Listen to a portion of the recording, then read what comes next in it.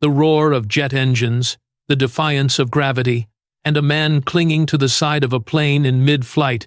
For decades, Tom Cruise has been Hollywood's ultimate daredevil, the face of impossible missions that always ended with triumph. To the world, he is immortal, a man who never ages, who laughs in the face of danger, who refuses to let fear or time conquer him. But behind the dazzling smile, the billion-dollar box office hits, and the breathtaking stunts lies a truth that Hollywood never wants to admit. Tom Cruise is both the most powerful and the most fragile star of his generation. Every story has two sides, the one we applaud on screen and the one we whisper about when the cameras are off. Cruise's life is the perfect Hollywood paradox. He is the man who gave the world Maverick, Ethan Hunt, Jerry Maguire, characters larger than life, who always win in the end. Yet in his own life, his victories came at a cost so steep, even he could not run forever. The tragedy of Tom Cruise does not begin with failure, because failure was something he never allowed. It begins with the crushing weight of expectation. From the moment he burst onto the screen in Risky Business with that unforgettable scene in his underwear, Cruise was not simply an actor. He was a symbol, a promise that American cinema still had heroes, that invincibility was possible, that charisma could rewrite destiny. Hollywood built him up as the eternal star, the one who could never falter.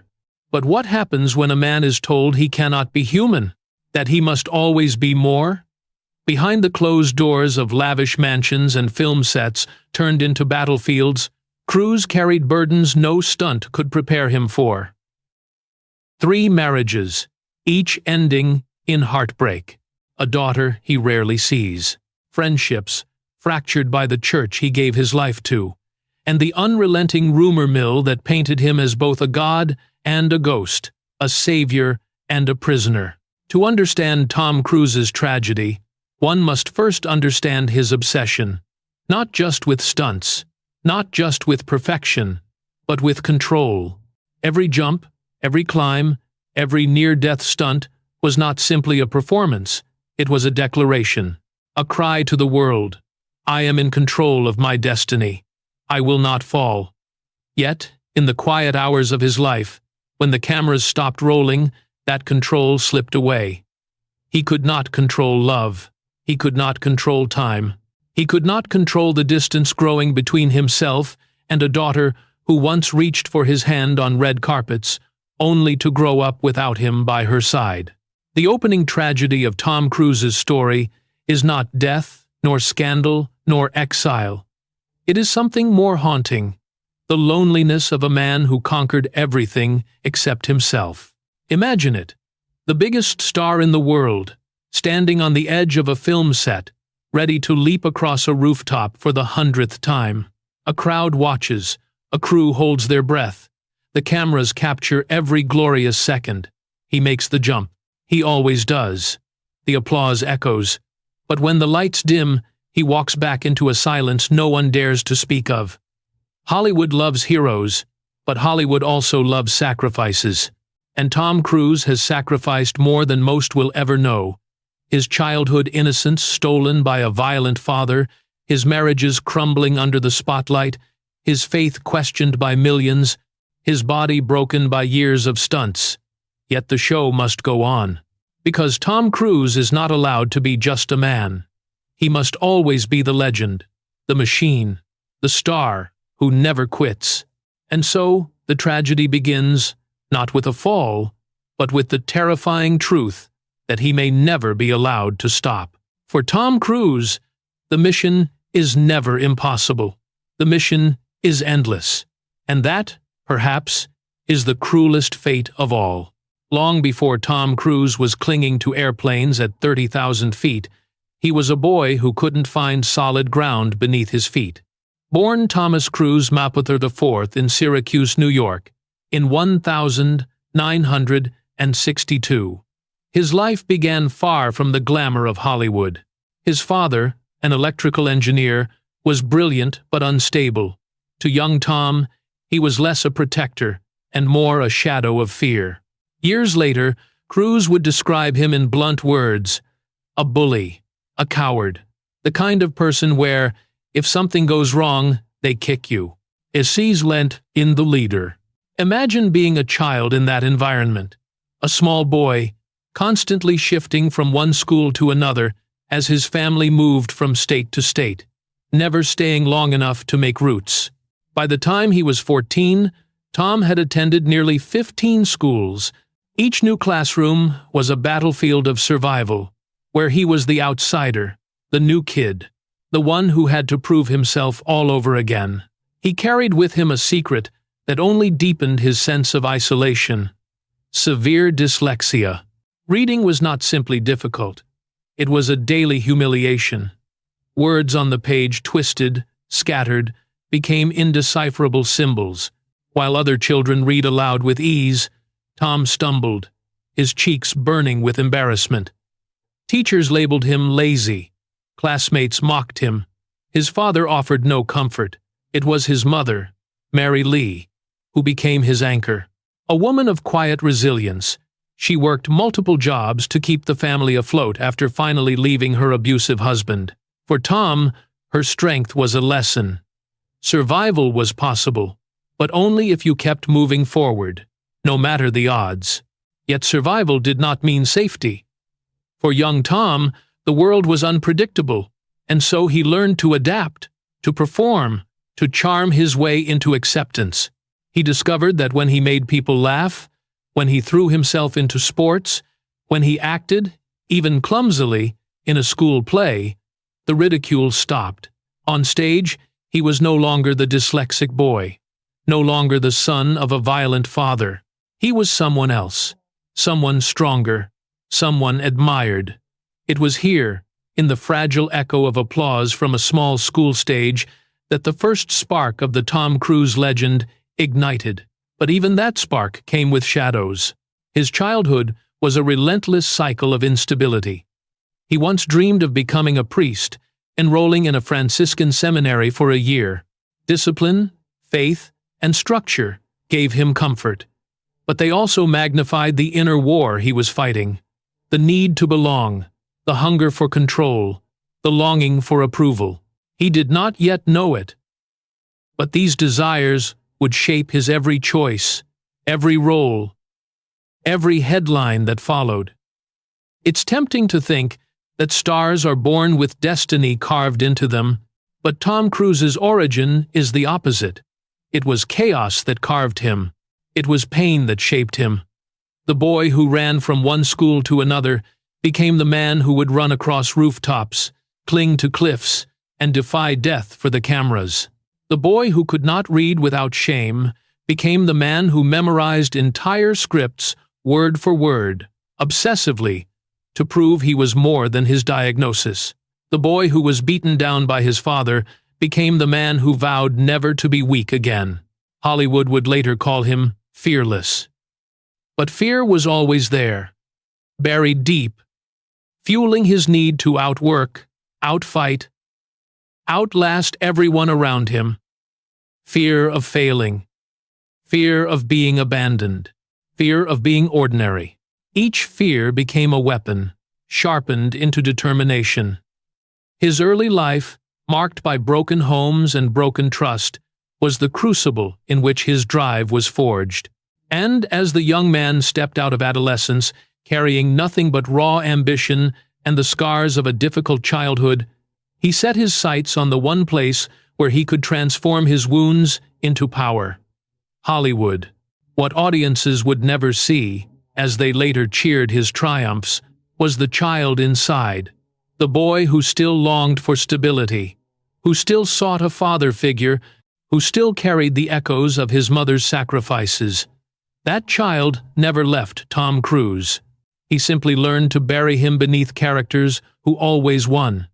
And so, the origins of Tom Cruise's story are not those of privilege or luck. They are the story of a boy who lived in fear and learned to run faster than anyone else. A boy who decided that if the world was going to call him weak, he would spend the rest of his life proving them wrong. The boy who was once Thomas Cruise Mapother IV was gone. In his place, Hollywood would soon meet Tom Cruise, a name that promised speed, strength, and glory. But deep inside, the tragedy was already written. You can change your name, your face, even your destiny, but you can never fully outrun the child you once were. When Tom Cruise arrived in New York City at 18, he carried little more than determination and a dream. He wasn't born into fame, he had no powerful connections, and the odds of success were stacked against him. But in the crowded casting rooms of Manhattan and later Los Angeles, he had something few others could match. An intensity that demanded attention. His smile could disarm, but his eyes revealed something else. Hunger, discipline, and a kind of relentless willpower that unsettled casting directors. His first roles were small, fleeting glimpses of a young man testing his range. A few lines in Endless Love, 1981, a bit part in Taps the same year. But even in the background, Cruise drew the eye.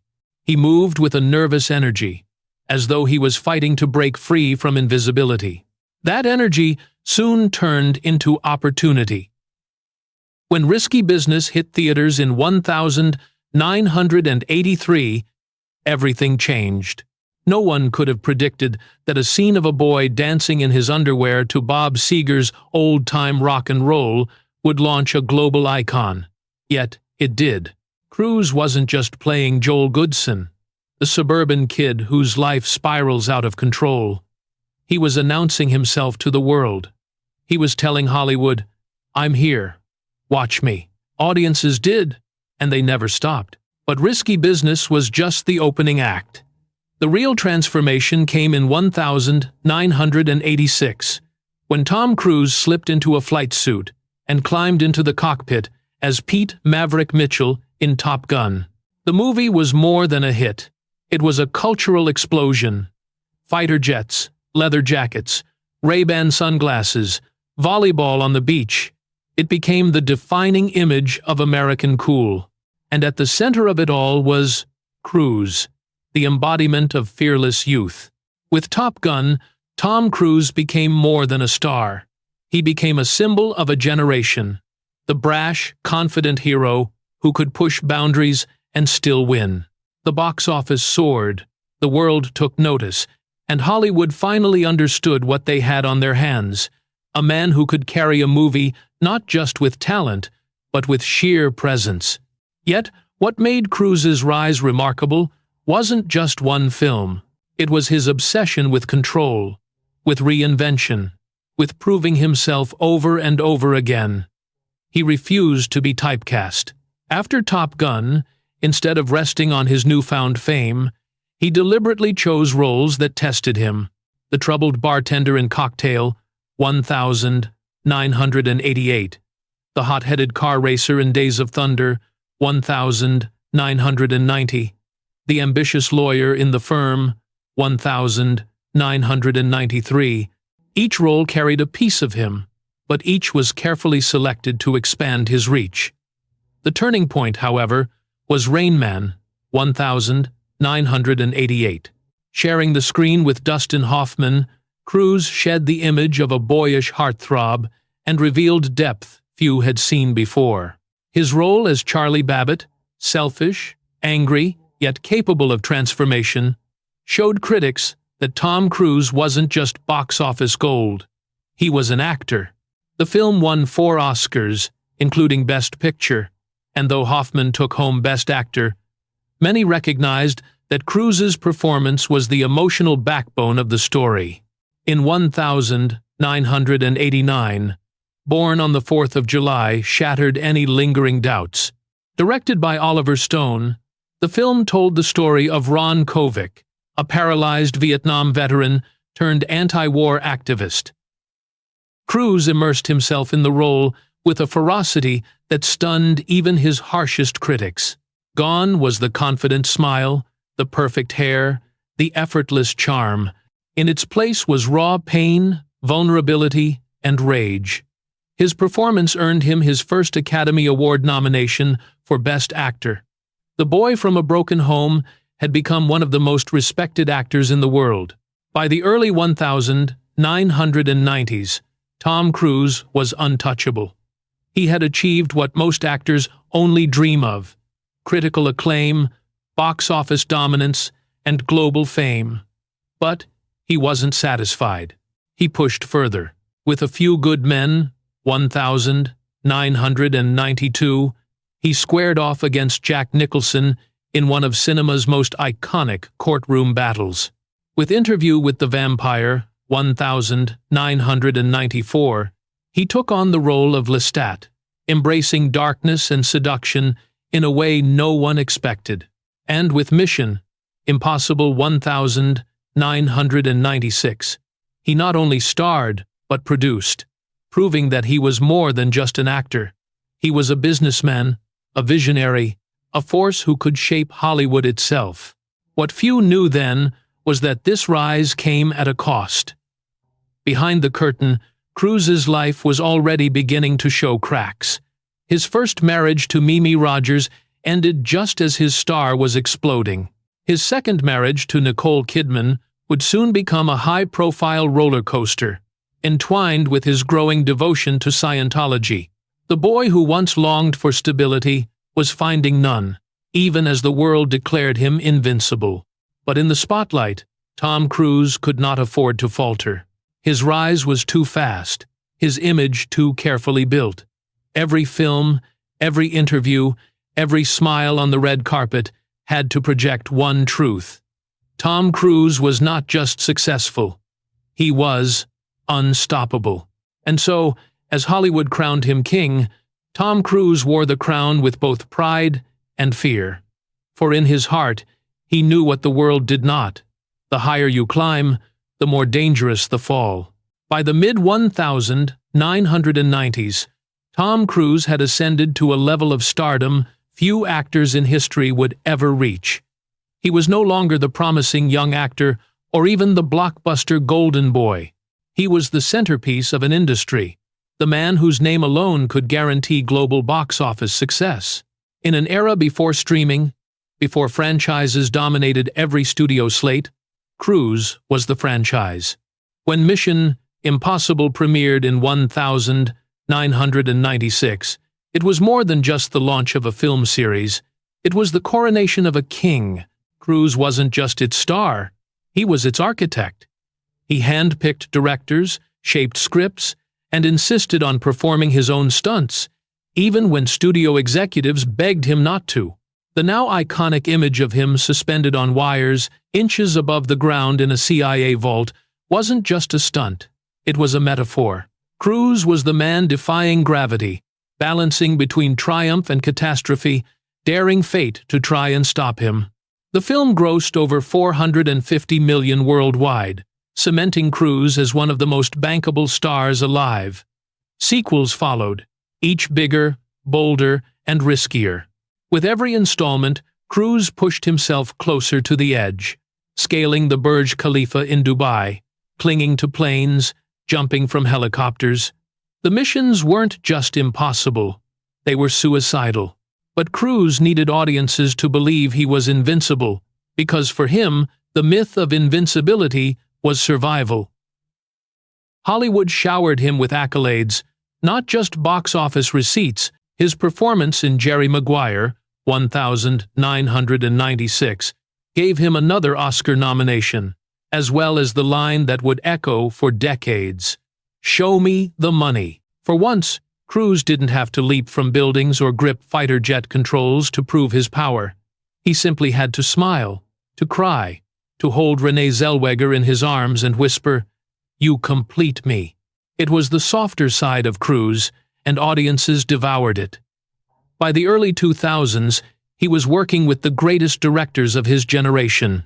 Stanley Kubrick's Eyes Wide Shut, 1999, tested both his artistry and his marriage to Nicole Kidman. Steven Spielberg's Minority Report, 2002, turned him into the face of futuristic paranoia. Michael Mann's Collateral, 2004, stripped away his charm and gave him a chilling role as a cold-blooded assassin. Each film was a new crown jewel in his empire. And yet, even as he reigned supreme, the cracks in his castle walls grew wider. His marriage to Nicole Kidman, once Hollywood's golden couple, collapsed in 2001. Their union had been a spectacle of beauty and fame, but beneath the red carpets lay disagreements, distance, and the looming influence of Scientology. When their marriage ended, the tabloids pounced. Rumors swirled about custody battles, about control, about what was real and what was performance. For a man obsessed with controlling his image, the loss of control in his personal life was devastating. Still, Cruise pressed forward. He married Katie Holmes in 2006 in a ceremony so lavish, so public, that it felt less like a wedding and more like a Hollywood production. But the cracks returned, deeper this time. The infamous couch-jumping incident on Oprah's show that same year, meant as a declaration of love, became a cultural punchline. For the first time, Tom Cruise's carefully crafted image faltered. What once seemed like passion was now interpreted as mania. What once was confidence now looked like chaos. Yet, through scandal and mockery, his reign endured. War of the Worlds, 2005, was a box office juggernaut. Mission Impossible 3 proved the franchise was unstoppable. Even when critics turned cold, audiences remained loyal. The world didn't just watch Tom Cruise, they depended on him. In an age of uncertainty, he was the one constant. The man who could outrun explosions, who could dangle from skyscrapers, who could always win. But the cost of being king was solitude. His daughter Suri, born in 2006, became a symbol of his fragile humanity. A little girl who reminded him of the family he had always longed for. And yet, as years passed, distance grew. His dedication to Scientology strained relationships, turning him into both Hollywood royalty and Hollywood's most polarizing figure. The man who had everything, fame, fortune, power, was increasingly alone at the top of his empire. Still, the reign continued. With every new mission, impossible, with every daring stunt, Cruise reminded the world why he wore the crown. He was the last true movie star, a relic of an era when charisma and courage could fill theaters. But deep down, even he knew the truth. No king rules forever, and the higher his throne, the harder the fall. Every Hollywood story eventually turns from triumph to turbulence. For Tom Cruise, the turn was sharp, public, and relentless. The man who had built his image on control suddenly seemed to lose it before the world's eyes. What followed was not just a string of tabloid headlines, it was a storm that threatened to consume his career, his relationships, and the myth of invincibility he had crafted so carefully. The cracks had long been there. His devotion to Scientology, once whispered about in closed circles, erupted into a subject of public fascination and ridicule. For years, Cruise had been the church's most visible and powerful advocate, pouring his wealth and influence into its mission, rising to a position of extraordinary influence. Behind the walls of Scientology's headquarters, he was celebrated as a chosen figure, a savior for mankind. But outside those walls, the narrative was very different. Journalists and critics painted him as trapped, manipulated, or worse, complicit in a system accused of control and coercion. The breaking point came in the mid-2000s. In 2005, during a press tour for War of the Worlds, Tom sat across from Matt Lauer on The Today Show. The conversation turned to psychiatry and medication, and what began as an interview spiraled into a clash that revealed a side of Cruise the public had never seen. He denounced psychiatry with fiery certainty, insisting that medication was dangerous, that people needed discipline instead of pills. His words, delivered with the force of his conviction, were met not with admiration, but with discomfort. Suddenly, the world saw not Maverick, not Ethan Hunt, but a man who seemed extreme, rigid, even unhinged. Then came Oprah. What should have been a moment of joy, the public celebration of his love for Katie Holmes, became the defining meme of a generation. Leaping onto Oprah's couch, shouting about love, pounding his chest with boyish energy. Cruise thought he was sharing his heart, but the world laughed. The image replayed endlessly on late-night shows, parodied, mocked, dissected. For the first time in his career, Tom Cruise had lost the narrative. He was no longer Hollywood's untouchable hero. He was the punchline. The fallout was swift. Paramount Pictures, his longtime studio partner, publicly distanced itself. Executives questioned his behavior, his influence, his choices. The man who once guaranteed box office gold now looked like a liability. Even as Mission Impossible 3 performed well, the scandal overshadowed the success. For a star whose power came from perfection, the sudden loss of control was devastating. And then there was family. His marriage to Katie Holmes, so loudly proclaimed in the beginning, became a fortress of secrecy. Paparazzi stalked them, tabloids speculated endlessly, and the fairy tale quickly soured. In 2012, Holmes filed for divorce in a move that stunned the world and, by many accounts, blindsided Cruise himself. Even more painful was the separation from his daughter Suri. Once photographed holding her close, he now saw her rarely.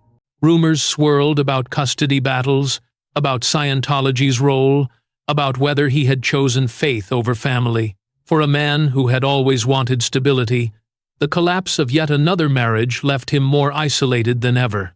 Behind the headlines, the toll was visible.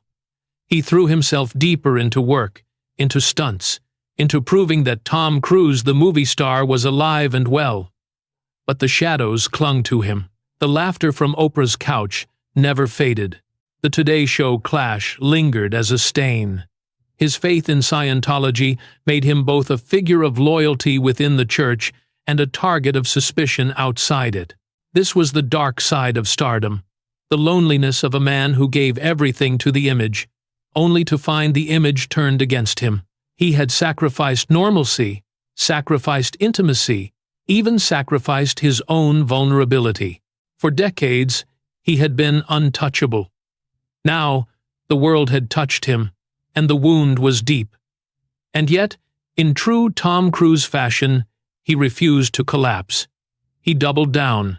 Each stunt became more dangerous, each mission more impossible, as if he were daring the world to forget the scandals and remember the legend. He ran faster, jumped higher, risked more. Because for Tom Cruise, failure was never an option. But behind the dazzling stunts and billion-dollar films, the truth remained. The man who once symbolized invincibility was now defined as much by his fragility as by his fame. The tragedy of Tom Cruise is not that he fell. It is that he could never allow himself to. And so he kept climbing, kept running, kept performing, even as the world wondered, what happens when the man who can't stop finally has no place left to go? For Tom Cruise, every decision carried weight far beyond the set. Unlike other actors who could retreat into private lives, he lived inside a glass fortress. The choices he made, professional, personal, spiritual, echoed endlessly in the media, in public opinion, in the way history would remember him. And by the time the dust settled from the scandals of the 2000s, it was clear. The price of being Tom Cruise was higher than anyone could have imagined. The first and most painful cost was family. His daughter Suri, once cradled in his arms before flashing cameras, grew up largely without him. Reports of his absence followed him like shadows, each photograph of Suri walking with Katie Holmes a reminder of the distance. For a man who had longed for stability since childhood, the loss of connection to his youngest child was a wound that no stunt, no box office record, could heal. His marriages, 3 in total each, ended in heartbreak, fueling whispers that the man who could save the world on screen could never quite save love off it. The second cost was reputation. Though his star power remained undeniable, Tom Cruise was no longer universally adored. He became polarizing. For every fan who saw him as Hollywood's last true movie star, there was another who saw him as a symbol of arrogance, of dangerous devotion, of a man consumed by an ideology. The Today Show clash, the Oprah couch, the looming presence of Scientology, all of it eroded the carefully curated myth of invincibility. Cruise was still respected, but no longer untouchable. Yet, paradoxically, even as his personal life faltered, his professional life soared. The Mission Impossible franchise only grew stronger, each new film outdoing the last. Audiences returned not because they forgot his scandals, but because they couldn't resist the spectacle he created. Hanging from the world's tallest building, strapping himself to airplanes, parachuting from helicopters, these were not just stunts, they were confessions. With each death-defying act, Cruise seemed to say, "I may falter in life, but on screen, I will never let go." The consequence of this devotion, however, was physical. His body, pushed to its limits for decades, bore the scars of countless injuries.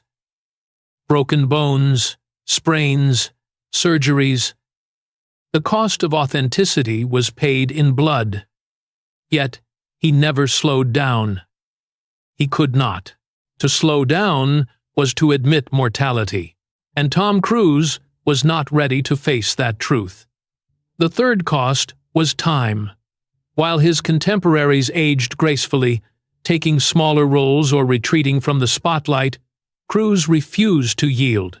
He remained the eternal action hero, a man in his 50s and 60s running across screens with the energy of someone half his age. Admirable, yes, but also tragic. Because beneath the spectacle was a question he could never answer. Who was Tom Cruise without the stunts? Without the roles? Without the mission? And so his legacy became a paradox. On one hand, he was the last great movie star, a man who proved that charisma, courage, and sheer willpower could still fill theaters in an age dominated by superheroes and digital effects. His dedication to practical stunts, to real danger, made him a legend of authenticity in a world of illusion. On the other hand, his name would forever carry the weight of controversy. Scientology, scandals, broken families, the couch, the interviews, the whispers of a man trapped in a system larger than himself. The consequences of Tom Cruise's life are written not just in headlines, but in silence. In the empty spaces where family should have been. In the friendships lost. In the personal sacrifices made to maintain an image of control. And yet, through it all, he remained relentless. Because for Tom Cruise, to surrender was the one mission he could never accept. His legacy, still in progress, is one of contradictions. He is both hero and cautionary tale, both immortal and vulnerable, both adored and ridiculed. The boy who once stumbled over words became the man whose name is etched into the very foundation of Hollywood. The man who wanted control gave it all away to an institution and an image. The actor who could play anyone lost himself in the roles. And yet perhaps that is his greatest tragedy, and his greatest triumph. That Tom Cruise, for all his flaws, for all his controversies, for all his wounds, never stopped moving, never stopped running, never stopped reaching for the impossible. Because if there is one truth about Tom Cruise, it is this. He has built a legacy not on perfection, but on persistence. And as long as there is one more mission, one more stunt, one more impossible leap, he will keep going, even if the cost is everything. Every great Hollywood story ends with a question mark. For Tom Cruise, the question is not about what he achieved, because his achievements are carved in stone, but about what they mean, and what remains when the lights finally go out. At 60, while most actors quietly retreat into smaller roles, Cruise defies the laws of both physics and career arcs. He dangles from planes, races, motorcycles off cliffs, performs stunts that would terrify men half his age. Audiences marvel at his stamina, his courage, his refusal to surrender to time.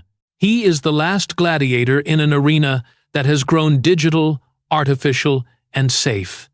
And for that, he is celebrated. But admiration is not the same as understanding, because when the applause fades, a different picture emerges. A man estranged from his daughter. A man whose name is forever bound to a controversial church. A man who sacrificed love after love on the altar of ambition. A man who has built walls of control so high, no one knows what he fears most behind them. The tragedy of Tom Cruise is not that he failed, but that success itself became his prison. And yet, within that tragedy lies an undeniable greatness. His films have brought joy, excitement, and adrenaline to generations.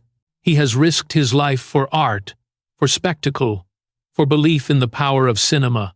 In an industry where authenticity is fading, Tom Cruise insisted on being real, even if it broke his bones, even if it consumed his personal life. That relentless devotion has given him a legacy that few can rival. But legacy is never simple. To some, he will always be Maverick, the daring pilot who gave America its swagger back. To others, he will be Ethan Hunt, the spy who could not be stopped. To critics, he will be a paradox, the actor who could balance box office dominance with serious performances, who could work with Kubrick and Spielberg and still command billion-dollar franchises. To skeptics, he will remain the man on the couch, the zealot, the enigma. The real Tom Cruise is somewhere in between. Perhaps even he does not know who that is anymore. After a lifetime of playing heroes, of living inside missions, of proving again and again that he cannot fall, what does he see in the mirror when the set is silent? Does he see the boy who once dreamed of priesthood, who ran from school to school with dyslexia and bruises from a violent father? Does he see the father who longs for his daughter? Or does he only see the star because that is all the world ever allowed him to be? Hollywood stories often end in decline, addiction, obscurity, and scandal. Tom Cruise has avoided all of these, at least publicly. He has rewritten the narrative of what it means to age in Hollywood, showing no weakness, no slowing down. But every mission has an end. And when his body can no longer run, when the cameras can no longer capture his defiance of death, will he finally allow himself to be human? Or will he cling to the myth until the very end, going out the only way he knows how, running toward the impossible? The final reflection on Tom Cruise is one of awe and unease. Awe at the sheer scale of his accomplishments, the billions earned, the records broken, the generations inspired. Unease at the sacrifices behind it all, the personal costs, the loneliness. He is both hero and ghost, both champion and cautionary tale. And so his story remains unfinished. His legacy is not yet sealed, because Tom Cruise refuses to let it be. He is still out there, still chasing, still running, and perhaps that is the most fitting image of all. A man sprinting across the screen, desperate to outrun time, destiny, and tragedy itself. The audience watches, breathless. They know the mission cannot last forever, but they also know that as long as Tom Cruise runs, they will follow. Because in his relentless pursuit of the impossible, we see not just a star, but a reflection of our own fight to control, to survive, to be remembered. And when the curtain finally falls, when the mission is truly over, one question will echo louder than the applause. Was Tom Cruise ever running towards something, or was he always running away?